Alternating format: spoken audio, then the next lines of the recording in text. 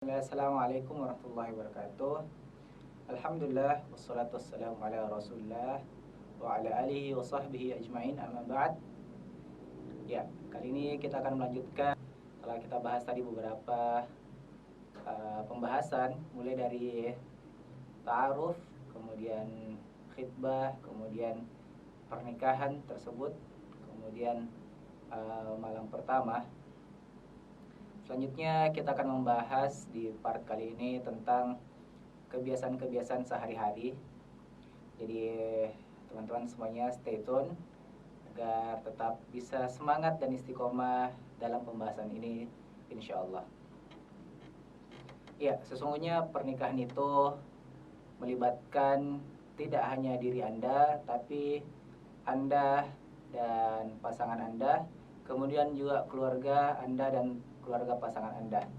Jadi jangan pernah berpikir bahwa yang menikah itu cuma Anda sendiri, tapi Anda juga punya pasangan, yang dimana pasangan Anda punya masa lalu, punya karakter, kemudian keluarga Anda juga punya masa lalu dan punya karakter, kemudian juga pasangan Anda memiliki keluarga, punya masa lalu dan punya karakter.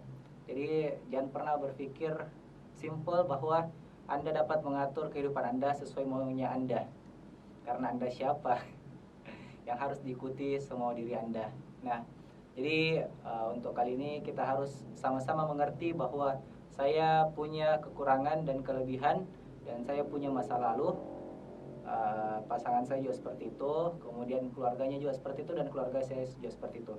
Mereka pasti menginginkan sesuatu, namun terkadang kemauan itu tidak sejalan dengan apa yang kita inginkan.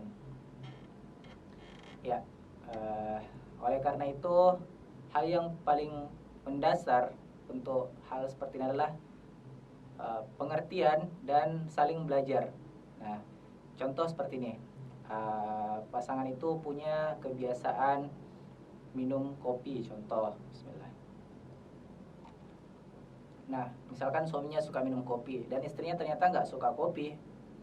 Nah, caranya gimana? Untuk seorang suami sebaiknya pelajari bahwa istri Anda tidak suka kopi, bahkan baunya pun tidak suka. Maka Anda kalau misalkan ngopi, sebaiknya tidak dalam jangkauan istri Anda. Belajar dan berusaha untuk memahami. Kemudian dari sisi istri, ya sebaiknya untuk juga belajar dan memahami bahwa suami saya suka kopi, dan walaupun saya tidak suka, saya belajar untuk memahami dia suka kopi, dan saya belajar untuk juga bagaimana bisa mengimbangi dia. Apakah saya juga harus belajar minum kopi atau setidaknya menghargai kebiasaannya. Nah, seperti itu. Jadi jangan mentang-mentang kita sudah berumah tangga selalu ada kejadian bahwa kamu juga harus ngikut aku, kamu harus seperti yang aku mau. Nggak seperti itu. Pada sebagian hal mungkin, tapi pada sebagian hal mungkin mustahil terjadi. Contoh misalkan seorang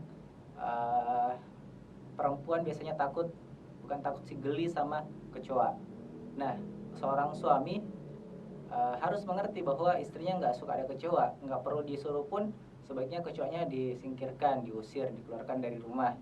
Supaya apa? Supaya adanya terjalin romantisme. Jangan sampai ketika suaminya melihat istrinya ketakutan karena kecoa, malah dibilang, ah itu cuma kecoa kok, nggak usah takut, nggak gigit juga. Nah, bukan seperti itu sebaiknya. Walaupun ya nggak salah juga, tapi sebaiknya kita mengerti pasangan kita bahwa istri saya nggak suka kecoa.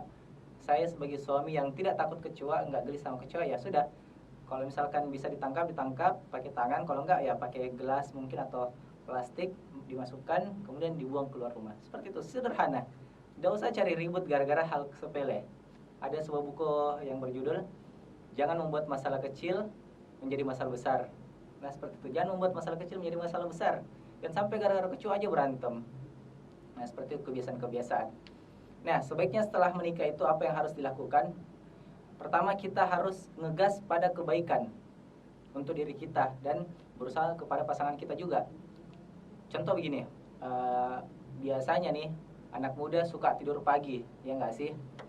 Anak muda itu paling hobi tidur pagi. Nah, setelah menikah itu dia harus ngegas terhadap dirinya sendiri untuk nggak tidur pagi lagi.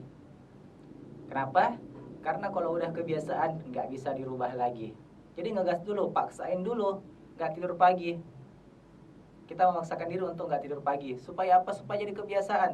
Tapi kalau udah baru nikah, suaminya tidur, istrinya tidur, atau istrinya mungkin nggak suka tidur pagi tapi suaminya suka tidur pagi, ya udah sampai puluhan tahun pun seperti itu, insya Allah susah berubahnya. Makanya di awal paksakan diri untuk berubah, melawan hal-hal negatif, kebiasaan-kebiasaan negatif yang ada di dalam diri kita. Contoh apa lagi? Nah, ini biasanya juga terjadi kepada hubungan, yaitu sikap saling cemburu. Nah, kalau misalkan kita udah tahu pasangan kita nggak suka sama teman lama kita, apalagi sama mantan kita, ya udah kita komunikasi baik-baik sama dia. Misalkan istri atau suami, sayang, aku nggak suka kamu komunikasi lagi sama mantan kamu. Kalau kamu memang pengennya berumah tangga sama aku, sebaiknya kamu tinggalin aja, dan kalau nggak ada pembahasan penting nggak usah, karena sekarang kamu sudah milik aku dan dia sudah menjadi masa lalu kamu. Nah, seperti itu, komunikasikan aja. Terus pesan juga, sayang, kalau bisa sama mantan kamu ngomong, mohon maaf, sekarang mohon maaf, aku udah ditegur sama suami, katanya kamu sebaiknya nggak usah komunikasi sama aku lagi, karena sekarang dia sudah menjadi suamiku dan itu hal yang wajar kalau dia minta aku untuk nggak komunikasi lagi sama kamu, dan kamu harap kamu mengerti. Ngomong aja seperti itu, akhirnya terjalin romantisme. Jangan sampai kita maksain, sayang, kamu jangan komunikasi lagi sama mantan kamu. Ya elah, gitu aja baper, kamu cemburu ya? Nggak seperti itu. Kita harus komunikasi dengan baik kepada pasangan kita. Masalah ya, itu tadi yang saya katakan, bahwa setiap orang punya masa lalu, setiap orang punya kenangan, dan Anda orang yang baru hadir dalam hidupnya, otomatis akan susah mengubah kebiasaan dan masa lalunya. Jadi pertama itu saling pengertian dan saling belajar. Nah, belajar memahami, belajar mengerti. Selanjutnya apa lagi ya yang biasa menjadi kendala-kendala dalam berumah tangga? Contoh masalah masakan. Misalkan aku nih nggak suka ikan. Bukan nggak suka, nggak makan ikan. Kenapa? Soalnya aku nggak suka baunya dan muntah. Nggak tahu kenapa ya, wallahu alam, qadarullah ma syaa wa fa'al. Nah, tugas aku apa? Tugas aku belajar makan ikan supaya menghargai istri aku. Nah, istri aku gimana? Istri aku belajar menghargai aku bahwa aku nggak makan ikan, tapi intinya adalah sama-sama belajar. Gimana aku mencoba terus dan terus, walaupun tiap kali mencoba, tiap kali itu pulang muntah, tapi aku harus tetap belajar. Mungkin yang ke 1000 kali, atau mungkin yang ke 10.000 kali, atau mungkin yang ke 100, atau mungkin yang ke 100.000 kali, atau mungkin yang ke 1 juta kali baru bisa. Wallahu alam. Setidaknya saya belajar untuk bagaimana mengerti dan memahami pasangan saya. Begitupun dia belajar memahami bahwa saya nggak makan ikan, nggak ada masalah. Daripada gara-gara ikan aja berantem, susah jadinya. Kalau kita nggak suka, kita belajar, dan dia juga belajar bagaimana mengerti. Seperti itu, jangan sampai kita sama-sama ngotot kan, keras. Nah, yang tadi saya katakan di awal bahwa belajar untuk merubah kebiasaan-kebiasaan. Contoh tadi tidur pagi, kita harus ngegas untuk nggak tidur pagi. Contoh misalkan nih masih merokok. Nah, udah tahu kan merokok itu nggak baik, sudah ada di bungkusnya, merokok dapat membunuhmu. Dulu kan panjang, menyebabkan kanker dan lain sebagainya. Nah, sekarang udah lebih simpel, merokok membunuhmu. Kita udah tahu merokok itu nggak baik. Makanya setelah menikah, mumpung ada motivasi yang kuat, biasanya orang sudah menikah punya motivasi yang kuat kepada pasangannya, harus ngegas. Pokoknya sekarang saya sudah punya istri dan nggak mau merokok lagi. Seperti itu. Tapi kalau misalkan kita nggak pernah maksain diri, ya udah nanti aja belajar berhenti. Itu akan susah, biasanya akan susah insya Allah. Nah, apalagi yang sering ya, misalkan nih, nah biasanya istri itu paling nggak suka sama suami yang nggak taruh handuknya langsung setelah dipakai langsung dijemur. Nah, itu istri nggak suka, biasanya nggak suka. Nah, seorang suami yang baik akan belajar untuk mengerti gimana caranya. Ya, setelah mandi usahakanlah langsung dijemur, atau kalau enggak langsung dijemur, setidaknya jangan ditaruh di atas kasur, biasanya bawel tuh. Jadi kalau habis mandi digantung aja di kepala atau di pundak sambil pakaian. Nah, kalau sudah hampir selesai, silahkan dijemur. Biasanya kan kita repot ya, masa ini dulu terus tapi ya istri kadang nggak ngerti kan. Ini handuk ditaruh di atas kasur, ditaruh kemana-mana, di atas kursi, berantakan.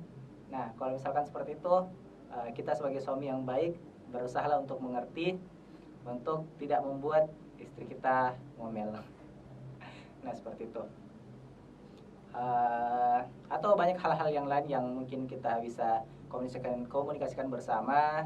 Dan untuk kesempatan kali ini kita akhiri dulu. Kalau ada tanya jawab, insya Allah boleh di kolom komentar atau di direct message langsung, insya Allah. Barakallahu fikum.